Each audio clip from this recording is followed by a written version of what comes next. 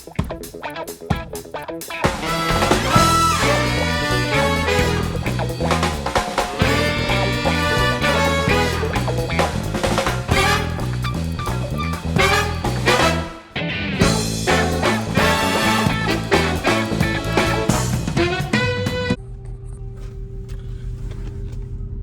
here hard this morning thinking about some things, you know.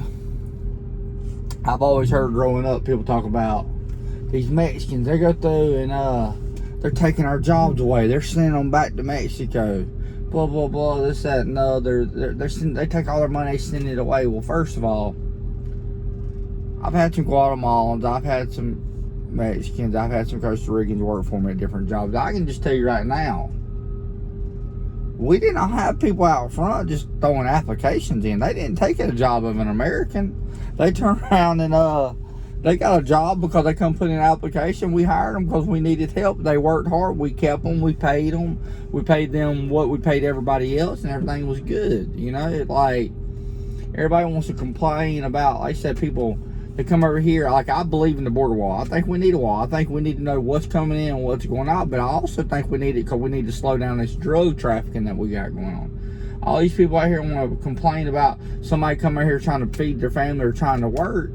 But then you got these people that go through and they sit at home and they complain and they cry and they whine and they get on social media and all they do is bitch and complain about how bad their life is and how much better it'd be if the Mexicans wasn't here and they weren't doing this. But you know what? They go buy them a little bag of weed. They buy them some crack. They buy them some cocaine. They buy them some meth. And then they sit back and they run their mouth about stuff. But you know where you taking all your money and giving it to? You giving it to these drug cartels. Central America, Mexico. All the money funnels down south on that stuff. So all this stuff that you complaining about, you being hypocritical. You complain about this man coming to work and trying to send his $100, $200 a week back to support his whole family down there. But then you sitting up here spending $100 a day on buying drugs, so you can't go work. You can't go that way, you know, it's hindering you. In America, if you want a job, you'll have a job. If you don't have a job and you can't find a job, you create a job. It's a land of opportunity. You can do anything in this world that you want to do, as long as you want to do it. I can't do it for you. You got to do it for yourself. No handouts over here.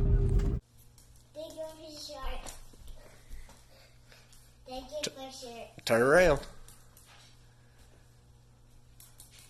Cool, dude. Give him a thumbs up.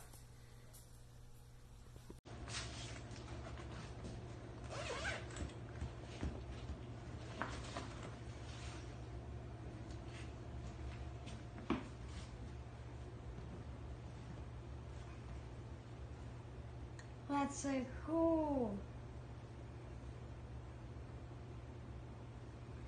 You like it? Yeah, I like that. We went and picked them up today.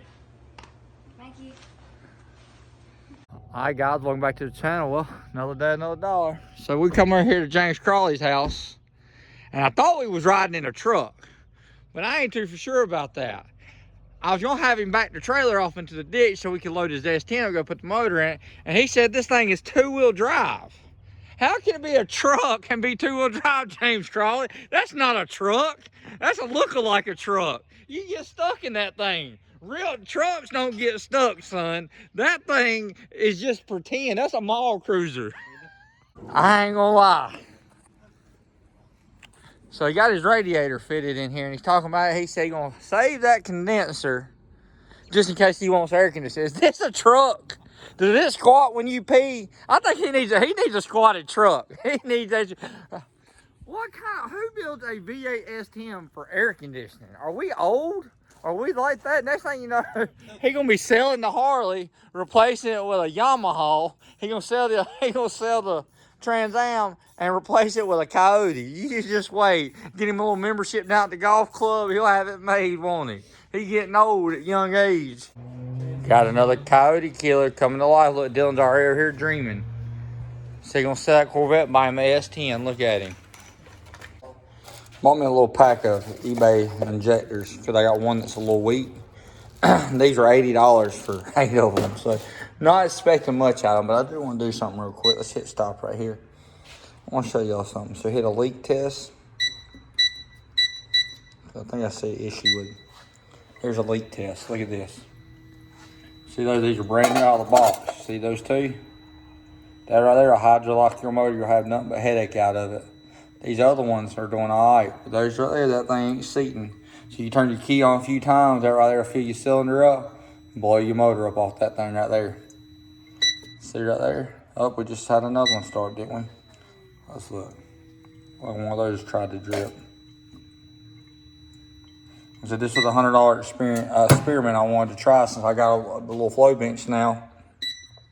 I want to do a test just to see what they flow versus what I already have. What I already have will do 140, well, about 135 to 120 is the area it does. So let's see what it does in this little test real quick before we wind up out. Like I already know this injector, you can tell by the way it's sprayed, it's like it's stuck open. Look at it, see where it's dripping. I think right there we have that injector and this injector are no-goes. Well, we might be able to find out of them, we might be able to find one out of them.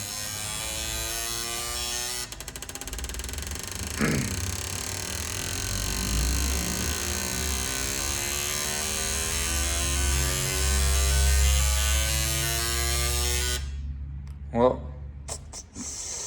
these right here, these three, that's lower than any of them I have tried so far. Like my worst one will flow 90, and that's what we're trying to get away from. We gotta get one that's up there at 120, 130, or otherwise it was a waste of money. But I got 2 more to go, so wish me luck.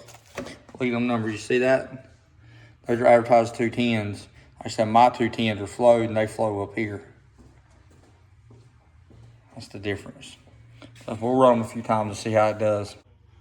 Here we're on Badger's transmission. This ain't my 400, this is his. It's done took he said it lost reverse again, so we're gonna tear it apart and see what it is. I see some color in this. This might be our issue, so we'll see. That's the forward one though, so it shouldn't have no issue. I was thinking the issue is probably gonna be in this drum right here, but we're gonna check it. We're gonna tear it apart and figure out what in the crap keeps going on with this thing.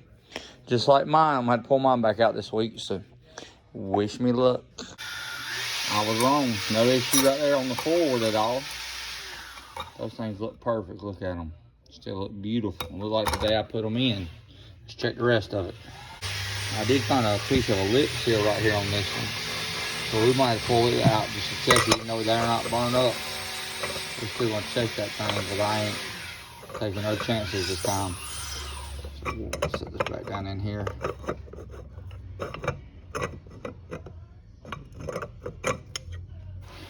Give it for right now. We'll set that back there. Y'all check out this. There you go. Check out that new shirt from Mac Life Racing. He brought me yesterday to the track. Let's pull high gear out of it, which is reverse too, and check it. Bingo. Look at that. There's your seal. Blow the seal out again. So we'll put some new seals in this thing. I might have to check, figure out why it keeps blowing them out. It turned every one of the steels to,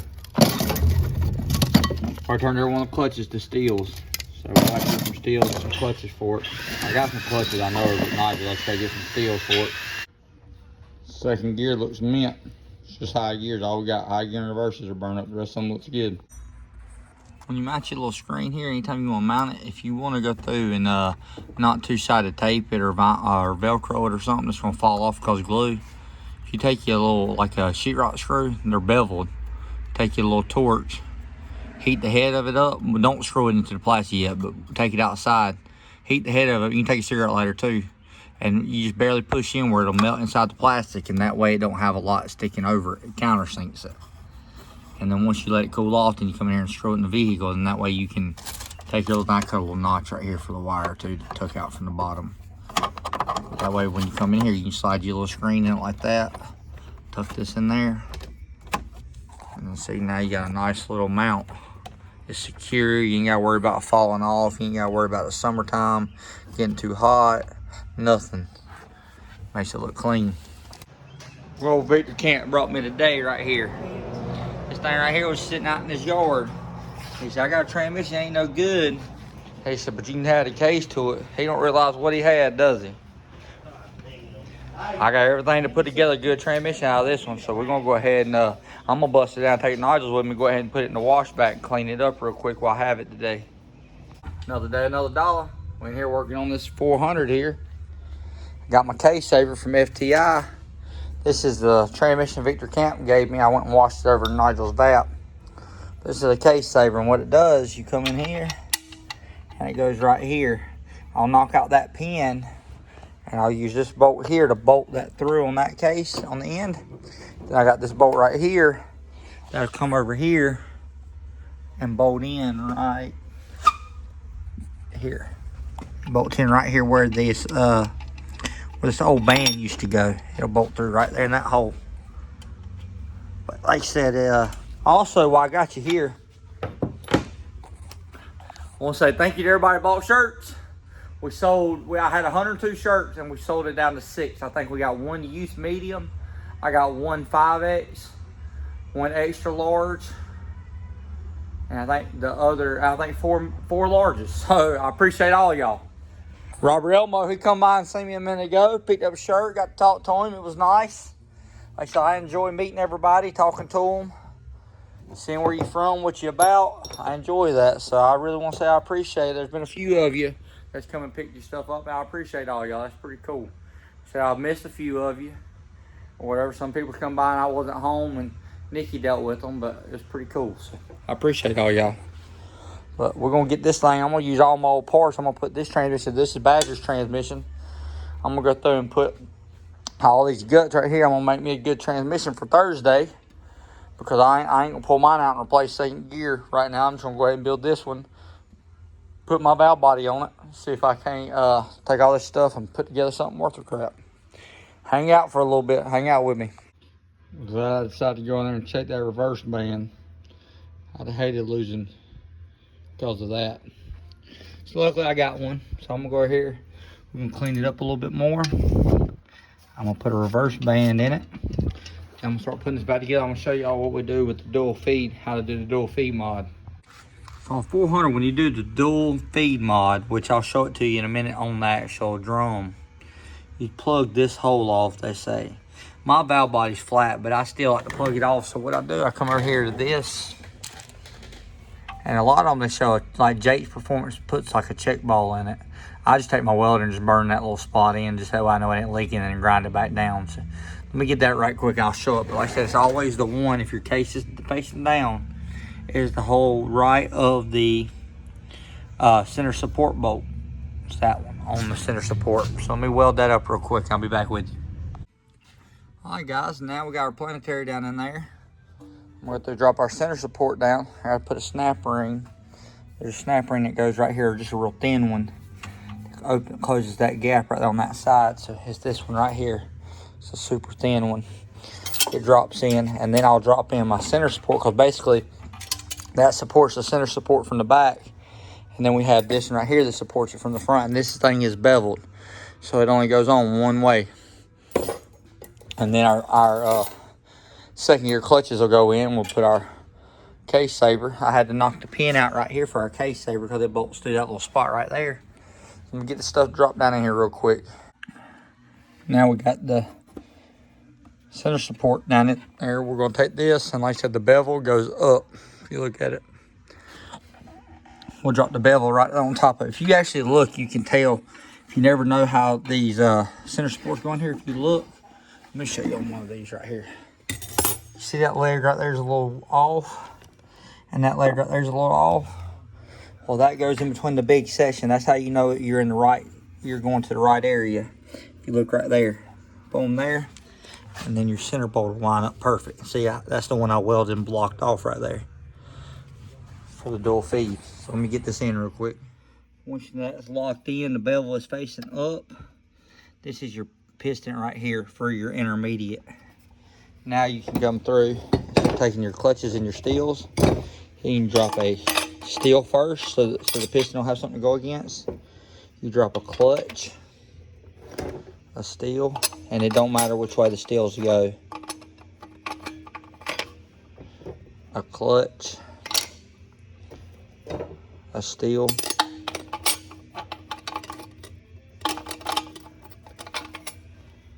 a clutch, and then your pressure plate. Pressure plate's always a thick thing. It's always thick.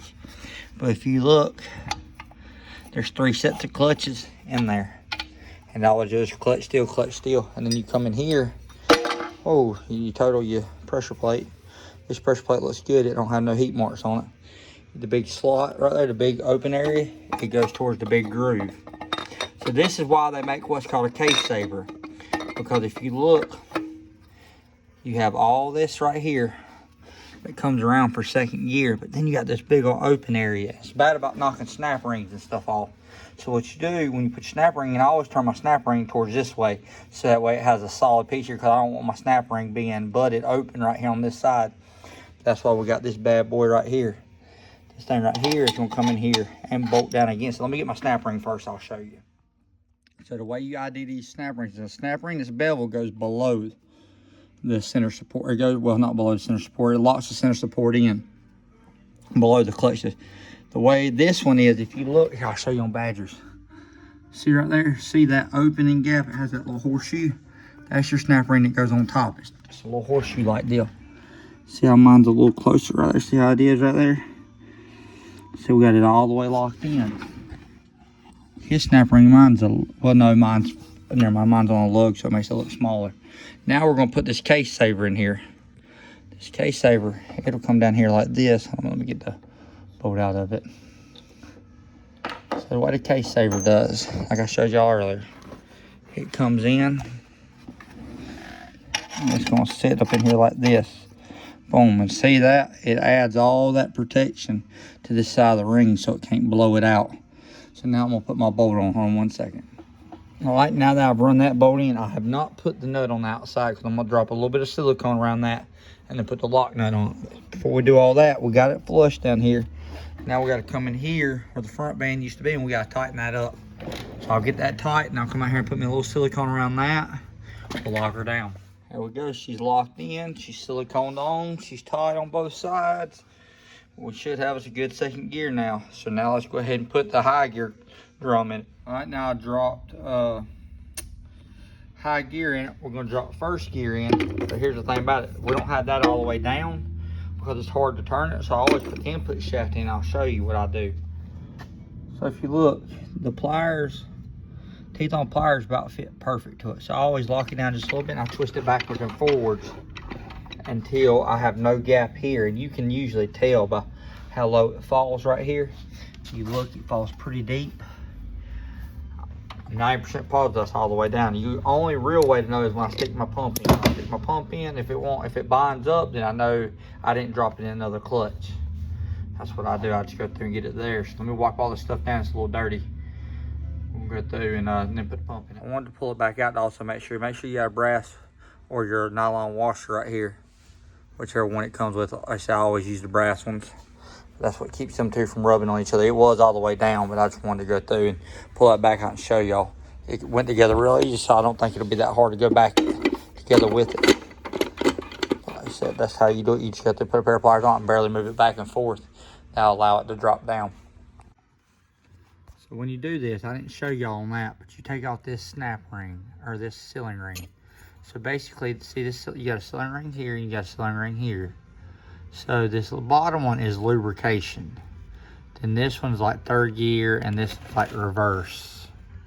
The hole here and the hole there is like reverse. So what you do, you go through and take the snap ring out between two of them, and because we got a reverse manual valve by, that's how you do the dual feed on the high gear clutches, because high gear clutches and second gear clutches share the same. And I'm gonna show you what you do. I got a drum over here. I'm gonna take one apart real quick. Hopefully, just give me 1 minute. Now this is for illustration purposes. So down in here is a piston. This is for the center support piston, but it's similar to this. There's a sealing ring here, and there's a sealing ring here on the outside of it. That's on this piston below them springs, and when you put pressure on it, it pushes against it. Well, on the inside of the actual piece, there's a shaft in here. On the hub, there's a seal on the inside. So what happens is you have the seal here and you have a seal here. Well, then it has a little seal, so it makes it a small surface I wish I don't have my tool here to show y'all, but it makes a small surface that it can apply. So what you do with the dual feed mod, you pull that inner lip seal off, and then it makes it where it's the whole circumference of the piston. Instead of it having a small ring here that seals between them two, it makes it the whole piston, so it gives it a lot more clamping force. Because when you push pressure, it's per square inch. So the bigger the square inch, the more pressure it has, or the more clamping force. On the dual feed mod, it feeds it in, and what you do, you just go through and take that center ring out, then you feed it from both sides of the piston, and that way it turns around and pushes pressure solid and evenly against it. The whole piston instead of just a small portion. You seized up. I had to beat it to get it to this point. This right here moves a little bit, but it don't move all the way in and out like it's supposed to. It's stuck right there. And then the piston, like I said, it's stuck down in there. That's what our problem was. Like I said, I won't ever be using this thing. I mean, I'll keep this support. But when I knock that piston out of it, I won't ever use that thing again. All right, I got everything down in here. I got this thing where it's movable. So that's movable now. This is the new backing plate that I bought from Whatever It Takes after I dropped my other one. This is my old pump. This is the valve out of the pump to come out of this transmission with my spring. So I went ahead and just pulled the valve out of this one for now. That's still a good pump. We'll save that to the side. Throw it down here. I'm gonna start saving up all my 400 parts. I'm gonna start saving up all the 400s I can get. So even though, like I said, that thing right there is a little rusty looking, that thing's still good. So if any of y'all know where any 400s are, anybody wants to give away or let me have for spare parts, be greatly appreciated. So keep these wheels rolling. So now I gotta tighten the pump up. I gotta put a band around it. That way I can center the pump up. You put a big large clamp around it, like a hose clamp, and it keeps everything centered. We'll go ahead and get that done right quick. Threw some paint on this one, pump. It turns, so we got it in, so we're good to go now. We gotta do is put our valve body on it, put my pan on it. We'll have us a change my shifter linkage out. Should have us a good trans for Thursday night Showside Outlaws. And then I'll take the other trans, I'll pull it out. I'll go through and put singular clutches in it, change a few little odds and ends on it, make sure the dual feed for the pistons on it and all that, because I can about guarantee you it's probably a single feed for high gear, but I'll go through and change all that stuff over. We'll be ready to race it. So wish us luck. Tomorrow, I'm gonna work on honey badgers. I'd have done it tonight, but I don't have my tool here. It's over at Nigel's to go through and take those springs out so I can change that piston. So tomorrow, we're gonna take care of this trans, check everything on, get him back up and rolling. Maybe you can get the track Thursday too. So please like, share, subscribe, and comment. I'll see you on later. See you, Daddy Derek.